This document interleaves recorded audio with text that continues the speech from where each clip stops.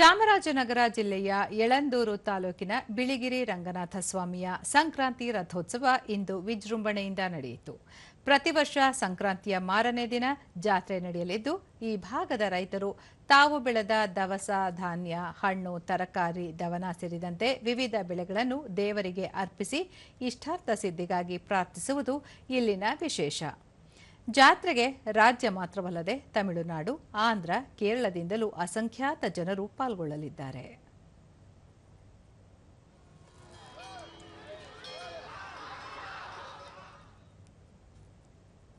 ದೂರದರ್ಶನದೊಂದಿಗೆ ಭಕ್ತರಾದ ಲತಾ ನವೀನ್ ಕುಮಾರ್, ವರ್ಷದಲ್ಲಿ 2 ಬಾರಿ ಬಿಳಿಗಿರಿ ರಂಗನಾಥ ಸ್ವಾಮಿ ರಥೋತ್ಸವ ನಡೆಯುತ್ತದೆ. ಈ ಸಂದರ್ಭದಲ್ಲಿ ಸುತ್ತಮುತ್ತಲ ಜನರು ಜಾತ್ರೆಯಲ್ಲಿ ಪಾಲ್ಗೊಳ್ಳುತ್ತಾರೆ. ರೈತರು ತಾವು ಬೆಳೆದ ಬೆಳೆಯನ್ನು ಇಲ್ಲಿ ಅರ್ಪಿಸಿ ಸಮೃದ್ಧಿಗಾಗಿ ಪ್ರಾರ್ಥಿಸುತ್ತಾರೆ ಎಂದರು. ಬೆಳೆದ ಬೆಳೆಗಳನ್ನ ತಂದು ರಥೋತ್ಸವಕ್ಕೆ ಎರಚಿ ನಮಗೆ ಸಮೃದ್ಧಿ ಆಗಲಿ, ಒಂದು ಒಳ್ಳೇದಾಗಲಿ ಅಂತ ಅಂದ್ಬಿಟ್ಟು ರೈತರುಗಳು ಬೇಡ್ಕೋತಾರೆ.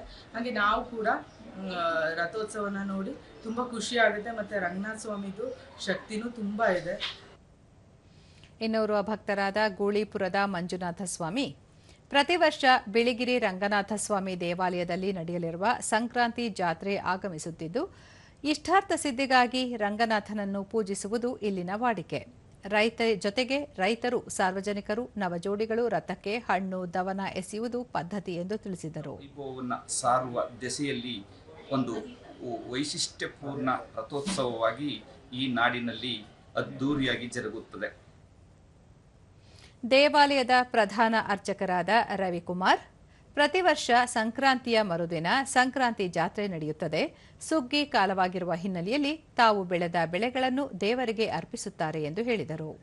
ತಗೊಂಡು ಬಂದು ದೇವರಿಗೆ ಅರ್ಪಿಸಿ ಅವರು ಸಂತೋಷ ಪಟ್ಕೊಂಡು ನಮ್ಮ ಬೆಳೆ ಇನ್ನೂ ಚೆನ್ನಾಗಿ ಬೆಳೀಲಿ, ಇನ್ನೂ ನಮ್ಮ ಅಭಿವೃದ್ಧಿ ಆಗಲಿ ಅನ್ನೋ ಒಂದು ಉದ್ದೇಶಕ್ಕೆ ತಂದು ದೇವರಿಗೆ ಅರ್ಪಿಸ್ಬಿಟ್ಟು ತೇರಿಗೆ ಕಟ್ಟಿ ತೇರು ಎಳಿ ಸಂತೋಷ ಕೂಟ ಒಂದು ಇದು